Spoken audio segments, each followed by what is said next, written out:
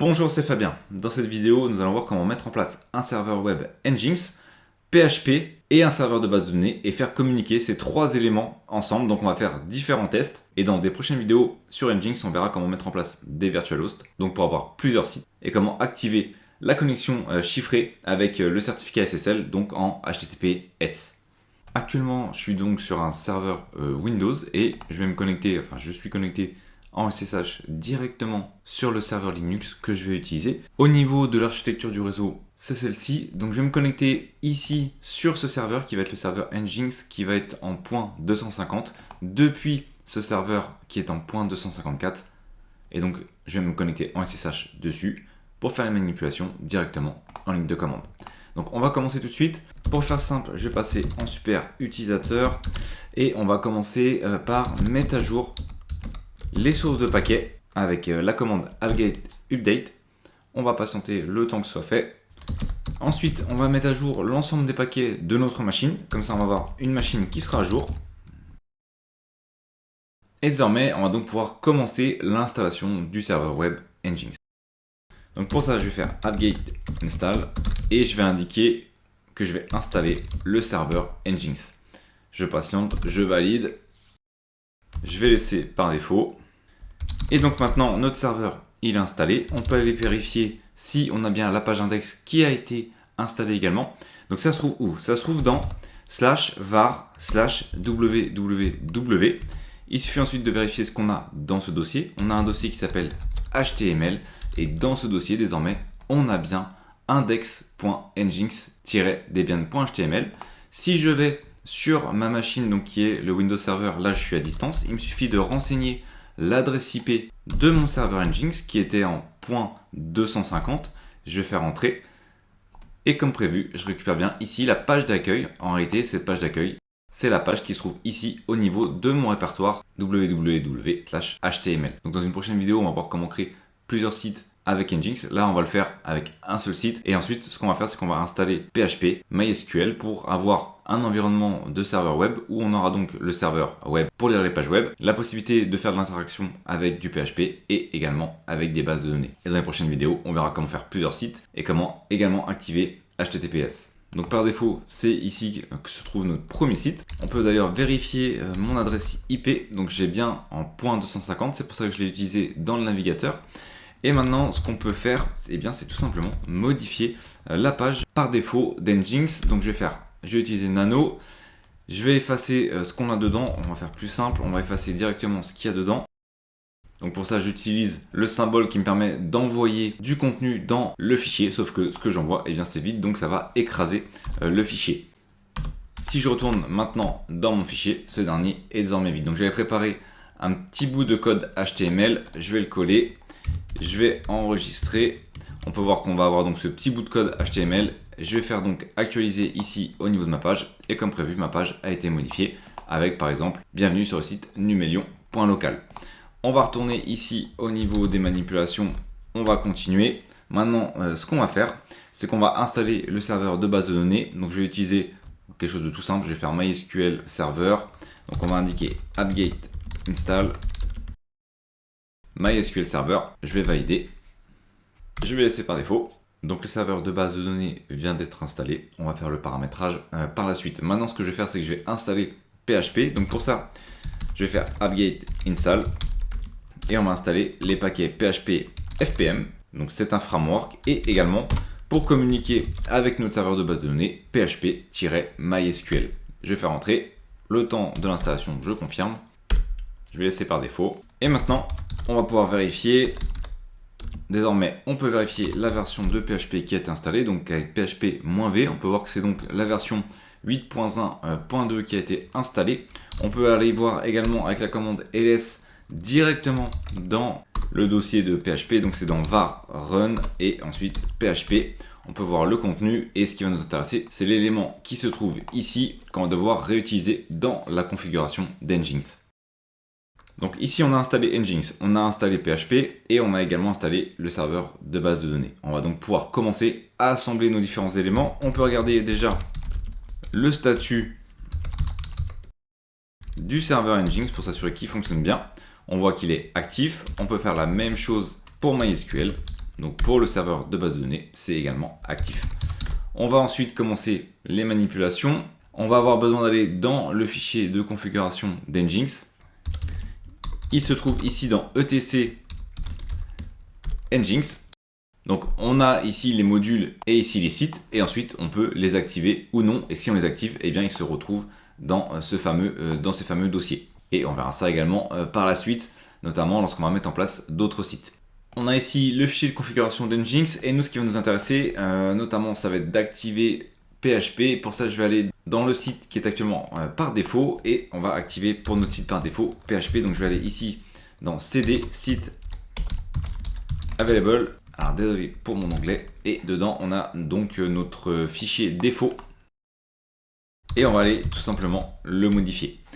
Alors c'est un fichier qui est assez long parce qu'il y a pas mal de commentaires. Nous, les éléments qui vont nous intéresser, c'est la partie qui va nous permettre d'activer PHP pour, encore une fois, ce site. Et donc il faut le faire par rapport au site. Ici on a ce qu'on appelle donc des virtual hosts. Notre virtual host, c'est pour définir le site. Ici c'est le virtual host par défaut. On voit qu'on peut aller se connecter sur le port 80, et tous ces éléments là on va les modifier par exemple dans d'autres vidéos. Ici on va juste voir comment activer le PHP. Donc on va aller ici, j'ai désactivé ici le commentaire devant location PHP, et ici ne pas oublier d'enlever le commentaire pour l'accolade de fin également. Ensuite on doit enlever le commentaire qui se trouve ici pour l'include, et le commentaire qui se trouve ici pour fast CGI. On doit modifier, souvenez-vous, le fpm.soc qui était, dans mon cas, lorsque j'ai été vérifié, la version qui était installée, donc c'était 8.1. Donc je vais juste modifier ici 8.1, et je vais donc sauvegarder. Alors à noter, ce que je viens de faire, encore une fois, ça c'est important de le comprendre, c'est que le PHP, je l'active uniquement là pour le site par défaut, le site qui est actuellement en cours. Mais si ensuite je crée d'autres sites avec d'autres noms, avec d'autres virtual hosts, et bien il faut que je l'active à chaque fois. Maintenant on va tester la configuration d'Nginx. On va donc faire Nginx-T. On peut vérifier, le test est OK. On va relancer donc Nginx, et on va aller vérifier son statut pour être sûr qu'il est bien actif. Voilà, donc c'est bon. On va retourner dans notre dossier qui nous permet justement d'ajouter des fichiers à notre serveur web. Donc on va aller dans var www et HTML, donc le dossier HTML, ici où on a l'index par défaut, donc la page qui se trouve ici. Et maintenant ce qu'on va faire, c'est qu'on va simplement rajouter une nouvelle page pour tester le PHP. Donc je vais utiliser le paquet nano, et je vais indiquer que je vais créer un fichier qui va être verif.php. Dedans, j'ai déjà prévu un petit bout de code qui va nous permettre d'afficher les infos sur PHP. Je vais le sauvegarder. On a dit que c'était verif.php. Et pour accéder à ce dernier, il me suffit ici d'aller au niveau de l'URL, d'indiquer la page de l'URL. Encore une fois, il se trouve à la racine. On n'est pas dans un dossier, on est à la racine. Donc on va faire verif.php. Je fais entrer, et comme prévu, je récupère bien les éléments de la version 8.1, la version de PHP qui est installée. Donc ici, encore une fois, on se trouve à la racine. Mais si j'avais fait par exemple mkdir test pour créer un nouveau dossier, ici j'aurais un nouveau dossier qui s'appelle test. Je peux très bien, avec la commande mv, déplacer mon fichier verif dans test. On va vérifier qu'il est bien dans test. Voilà, il est bien désormais dans test. Et donc maintenant, pour y accéder, il se trouve dans un dossier qui s'appelle test. Donc je dois respecter l'arborescence qui se trouve sur mon serveur web. Donc il va falloir que j'y accède en indiquant qu'il se trouve dans le dossier test. Si je refais exactement la même chose mais sans utiliser cette fois-ci le dossier texte, ça ne fonctionne pas. J'ai une erreur 404 disant que la page n'existe pas. Et donc pour y accéder de nouveau, il faut que je retourne dans test. Et cette fois-ci, en allant dans le répertoire test, eh bien je récupère bien les informations sur PHP. Maintenant, on va s'occuper du paramétrage de MySQL. Donc pour ça, on va utiliser une commande qui va nous permettre de paramétrer justement MySQL. Donc on va faire MySQL secure installation. Et ici, on va tout simplement sécuriser l'installation d'SQL. Le premier élément, c'est le test des mots de passe forts. Donc autrement dit, lorsqu'on va ajouter un mot de passe, il va s'assurer que le mot de passe est fort. Alors en l'occurrence, j'ai pas envie de m'embêter, mais ici normalement, il faudrait mettre oui.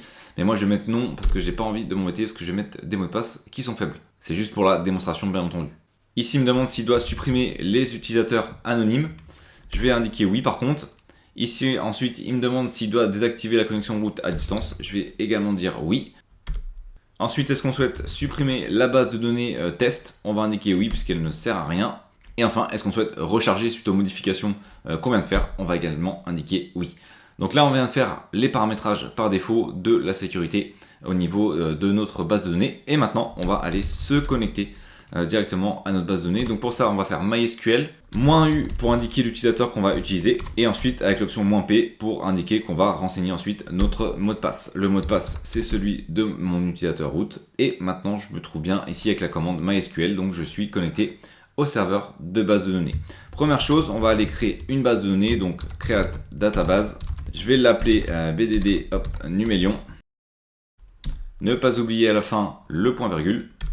Ici, on nous indique que notre requête a bien été affectée et on va pouvoir donc commencer. On va indiquer qu'on va utiliser justement la base de données Numelion, qu'on va créer dans cette base de données une nouvelle table qu'on va appeler employé. Et ensuite, pour gagner un peu de temps, j'avais déjà préparé la suite au niveau des paramètres. Ici, ça va tout simplement créer deux colonnes, une avec une clé primaire et l'autre avec le nom. Justement, c'est ce qui nous permettra d'ajouter le nom par la suite dans cette colonne. Donc on aura une colonne pour la clé primaire et une colonne pour ajouter les noms des employés. Je vais faire entrée. Ensuite on va ajouter alors des employés. Hop, on va faire simple. Je vais utiliser la commande d'insertion. Notre premier employé, notre deuxième employé et donc notre troisième employé. Ensuite on peut utiliser une commande select pour afficher tout ce qui se trouve, donc toutes les colonnes qui se trouvent dans la table employé.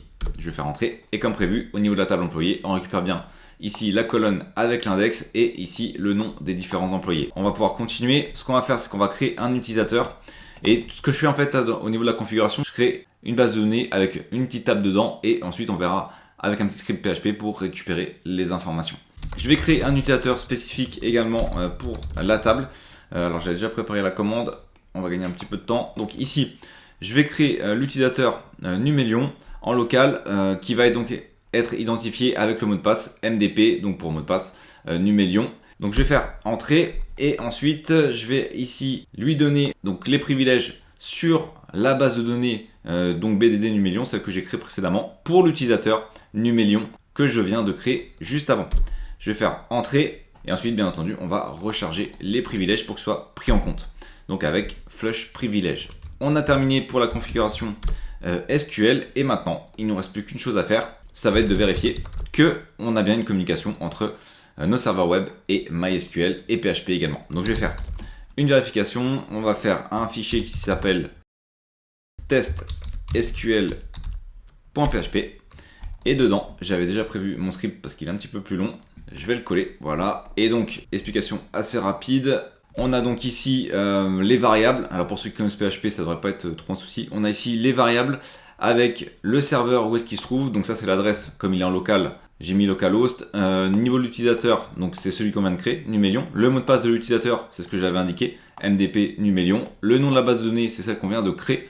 Donc c'est BDD Numelion. Et ensuite, on a ici la variable qui permet de faire la connexion au serveur.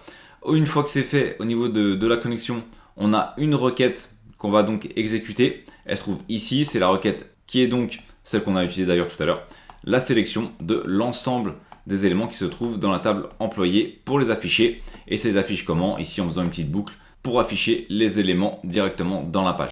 Alors on va sauvegarder, on va quitter, on va donc revenir ici.